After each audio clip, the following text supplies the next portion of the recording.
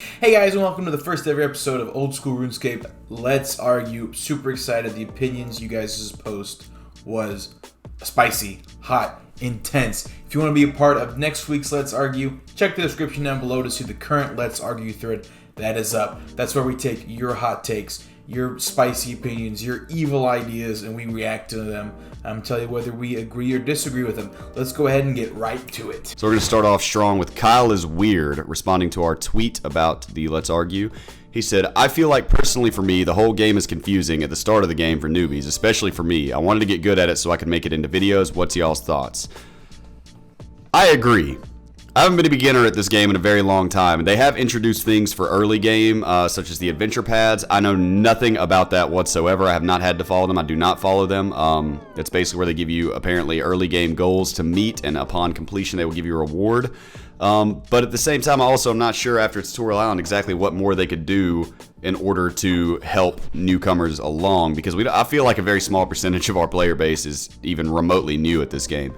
But the single best advice that I could give to Kyle is that joining a clan chat or a community of some sort is a wonderful way to ask what to do next. Slayer is always a good idea if you are a member, and questing, although aggravating to a great number of people, is a good way to make progress and big unlocks as well. So I can agree with you that it's probably quite confusing for newcomers. This is a very massive game. It's very in-depth, and while I do feel there is a certain gradient to ease into it, it's not like you start off needing to know how to, do the Inferno or anything like that. At the same time, they have tried to address this in the past, but I still get a lot of people that kind of get off Tutorial Island and don't immediately know exactly what to do. So ultimately, I would agree with you, Kyle.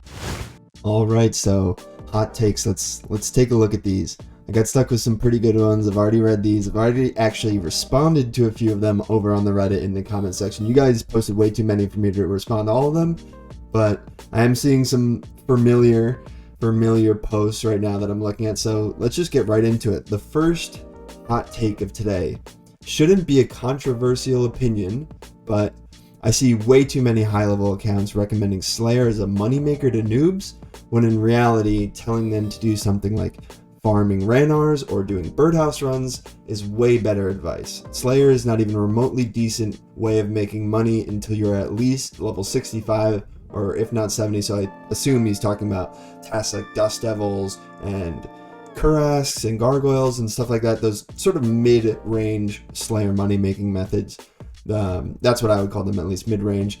And then you don't even make really good money until you're 95 and you're getting alchemical hydras, Cerberus, Kraken boss, stuff like that. So basically this person's saying that way too many high-level people are just telling these noobs to go do Slayer and do nothing else, and not giving them the best advice, because they could be making money at 32 farming, just going out and farming Ranars and having a decent cash come in each day off of doing those sort of more I would call them like daily activities, and less so than Slayer. So yeah, I definitely think this is an interesting take, and something that I might find myself doing too much is just recommending Slayer to people. What I don't agree with on this post is the idea that we shouldn't be recommending Slayer, because I think if you're talking about training up your combat stats specifically, you should always be doing it at Slayer, because even once you get 99 Slayer,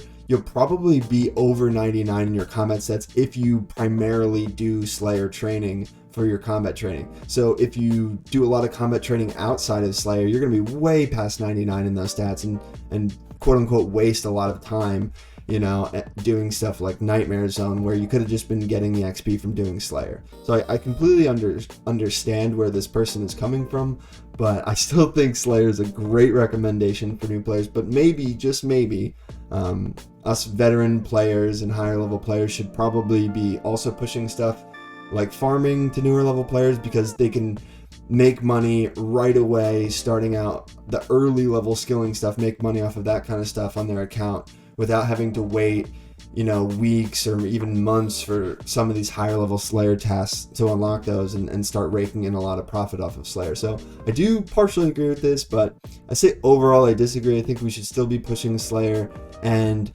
even off of things like farming and birdhouse runs, the yields you get from those, while you can start them earlier, the yields are not nearly as good. So if you're just using maple birdhouses, and if you're farming Raynars at 32, you're not getting the same amount of herbs per patch. So I don't think it's as profitable as you might think it is in comparison to low level Slayer, but I don't know, it's definitely an interesting take and something to consider moving forward. Gillenor_CPA says, the canyon was a mistake. It would never pass a poll today. It's overpowered and thematically out of line with the rest of the game. Anyone who uses it heavily and cries Easyscape as the reason for voting no on polls is a hypocrite. Gillenor, I'm sorry, but I'm going to have to disagree. I think the cannon is a little overpowered, but it is. I'd say it's pretty balanced. You can't use it everywhere. It is expensive to use, and honestly, it's one of those kind of things where it probably wouldn't pass a poll in today's game. But it's a leftover thing from the old RuneScape that's so nostalgic and so important to a lot of veteran players that they just had to carry it over. As far as it goes for voting no on Easyscape things and crying and being hypocritical, if you use the cannon, you can't vote no on things for being Easyscape. I'm going to also have to disagree, because there's a fine line between the cannon's Easyscapeness and things like a bone sack or a roving bank that follows you. Like, those are two different kinds of Easyscape, and Easyscape is something that is more of a gradient than black and white. Some things are more Easyscape or too much Easyscape. I've said Easyscape way too many times now. I hate those kind of words. But no, I'm meant to disagree. The cannon is great for the game. I love slaying Dagonoths with them. I love slaying the enemies where you can just mass fire and kill a crap ton of them all at once. I love it. It's expensive to use, and I absolutely dig it, and I'm glad they have it in game. We've got BJT7991 coming in and says, quests are by far the best part of the game. I'm going to have to conditionally agree. I agree, but conditionally. I mean, it's really not up to anybody else to tell you what the best part of the game is. I mean, people say all the time in, Behemoth's comment section stuff, PKing is the best part of the game, or, farming is the best part of the game. I'm going to have to agree with you, because if that's the way that you feel, then I can't tell you any differently, I mean, you are right for yourself. For me, quests are an aggravating necessity that I absolutely have to do, and thank God for Slayer Music 1, or I'd never get any of them done. But, to each their own. What you enjoy in the game is indeed the best part of the game. There's no denying that. I can't argue with that whatsoever. I don't have much of an argument for it. Do what you enjoy, and if questing is your thing, then, man, hey, props to you, man. You got bronze cojones, and I don't, because I do not like doing quests. I don't do them until I have to, and I don't really look forward to them ever, except for the unlocks that are associated with them. So I'm gonna have to agree with you, man. Quests are the best part of the game, just not for me. They come in here, quests are by far the best part of the game. So this is an interesting opinion. I definitely seen some people who are really into the questing side of things on RuneScape, and not for a bad reason. I personally will have to disagree with this. I don't think it's the best part of the game. I don't even personally enjoy most of the quests myself. I do have a Questscape, so I've done all of them. I have a Questscape on my Ironman, so don't blame me for not liking quests, because I have tried them all.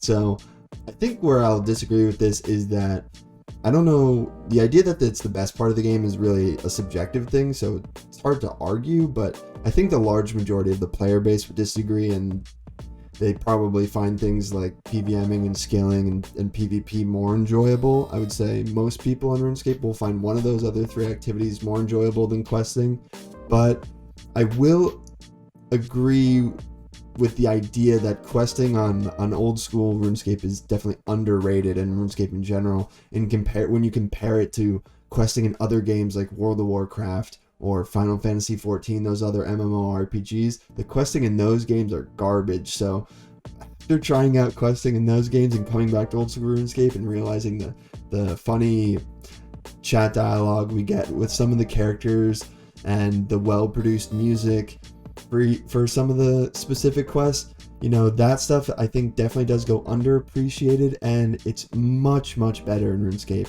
than it is in other similar games within this genre. So yeah, I think questing is probably underrated. Still can't agree that it's the best part of the game. All right, All Out War says, I thought the Lobster Pot change made sense. I'm going to have to kind of disagree. In real life, the trap they use to catch lobsters is actually called a lobster pot, albeit most people in the world don't actually know that. I mean, I didn't know that. I had to Google it. I think the problem was a lot of players, myself included, go into their banks looking for their trap to catch lobsters and search lobster cage, or just search cage. Because in the game, it looks like a cage. What it shows is it looks like a cage. I'm pretty sure the pigeon cage that you use in the Plague City quest is like the exact same model as the Lobster Pot.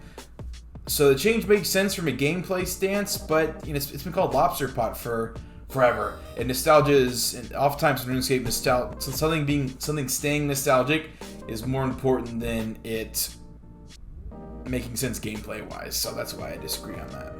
Softside says, Chris Archie is pulling the strings. He's wanted PvP weapons in the game as long as I can remember, and people are only now realizing what I've said for years. The man will stop at nothing. A friend? Archie planted the girlfriend. Feral vampires? Archie did it. It's all connected. Mod Jed? You mean Archie's disabled clone. Y'all sheeple don't know what that handsome muscular mod is capable of. The rapid expansion of the mod team is just the start. COVID was the beginning of the end for his plans. It's only a matter of time. Vesta shall rise again. We have to stop Archie at all costs. I agree, man. I'm really surprised that somebody else has found the way to, make these ends meet here. I thought I was the only one seeing the patterns, man. I thought I was the only one connecting the dots here. But it's very, very clear that Chris Archie's up to some very shady ongoings and wants to, rule the future of Gielinor with an iron grasp. He's going to be the Mad King Ares in the future. It is no doubt in my mind that he planted Dovidas' girlfriend. He's probably also the one that inseminated her and got her pregnant. In the guise of breaking apart Dovidas' life. The feral vampires that killed Swampletics, we all know that Archie automatically hopped onto his mod account, became a feral vampire, spawned in next to him, took him out of the game. Very, very sketchy, shady things going on lately, man. And I think that Chris Archie is really behind it. What the hell are you talking about, man? I have no clue what this is even about. I'm going to assume this dude had a good sense of humor, but this is the question that I was assigned, and it's a funny one, or the let's argue point, I guess. So in reality, let me just say, I disagree. I don't think that Chris Archie's pulling the strings. He's a very friendly, humble Canadian guy. I think we all used to watch his compilation videos back in the day, back when he was kind of the closest thing we had to what people would now see as SparkMag videos or Behemoth's videos, I watched the hell out of him whenever I got out of prison. I was like, I'll be damned.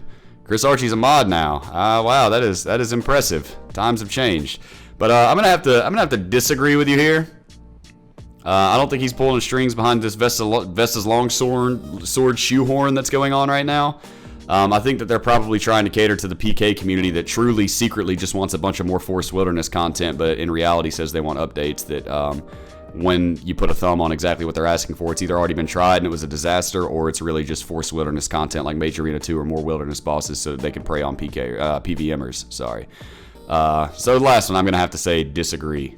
Of course, it's a long one. I'm not going to read the whole thing. It's very, very long. So basically, to summarize this person's post, they say that the GE is ruining the in-game economy and player socialization. They think that bots are basically benefiting off of this, being able to dump their resources very early, and that's sort of ruining the economy for legitimate players. And they also think that Iron Man mode is not a meaningful escape from this. It's not a solution to the problem, and I would somewhat agree with that, but I do think that Iron Man mode is definitely a great way to escape it. It's not perfect, but it is somewhat of a solution. And maybe group Iron Man mode is what you're really looking for if you don't want to do it all yourself. Hopefully, we get that in 2021, we get group Iron Man mode, and you can take a look at that game mode, see if it's for you. So I do overall disagree with this post. I think we talked about it in one of our past podcasts. Basically, we looked at the average active player count over time, and we saw a huge spike around the GE time and a sustained spike. So a lot of those people sticking around after the GE was implemented. So I think overall the GE is good for the game, and I don't know how many people really want to be spamming trying to sell their stuff in Varrock West Bank all day. So although we do lose something, I think we gain much, much more, and overall I think the GE is a good thing that was implemented into the game. Now here's a spicy one actually. It kind of blew up in the thread. We've got Ipsum Doler. Without skilling bots, the game would be worse. I need someone to farm the shit I buy in bulk to make my life easier. Real players probably aren't going to do that. I am going to absolutely 100% disagree with this opinion. This is just completely false. Actually, what I use as evidence is in RS3 they had the famous bot nuke day, where they found out 99% of all bots use a very specific type of program in order to bot. They banned a ton of bots. All these areas where they were botting like crazy were just empty. And I'll actually link the video in the description because he goes over it very well. You can see the price of those skilling items, right? They go up, up, up, up, up, where they skyrocket right after that ban, because nobody was farming the resources, and the supply had dropped. The demand was still there though. But what happened was a lot of regular players figured out, oh my gosh, finally I can go woodcutting and make money. I can go fish and actually make some real money. So the prices skyrocketed, and then they leveled back out. At the end of the day, they were more expensive than what they were being botted, but they weren't double, triple the prices they were originally. So if they were just to get rid of all skilling bots at Old School RuneScape, and I hope one day that happens, there's gonna be people that use that. They're gonna skill to make money, because RuneScape, there are a lot of people that do a lot of different things. RuneScape's very unique in the sense that there are dozens of reasons why people play RuneScape. Some people play to PVM, some people play because they love the skill, some people play because they love the PK. And the one thing that makes absolutely no money, no matter how you do it, is skilling. And if skilling can make money, a lot more people would skill, and that would cause the supplies to go up, and they meet that demand. So that's what I'm going to say. Absolutely not. Hey guys, I really hope you liked this episode. This is our first ever episode of Let's Argue. I think it was great. It's a lot of fun hearing everybody's opinions. Your guys' questions were spicy. Spicy. Some of them are pretty hard to answer. I look forward to next week's. Check the description down below. We live stream on Twitch every Sunday. We've got Discord, we've got Twitter, we've got social media. Check the description down below for the current Let's Argue thread. Post me your hot opinions. I look forward to reacting to them again next episode. As always, I'm your host, Monkey Commando. See you next time.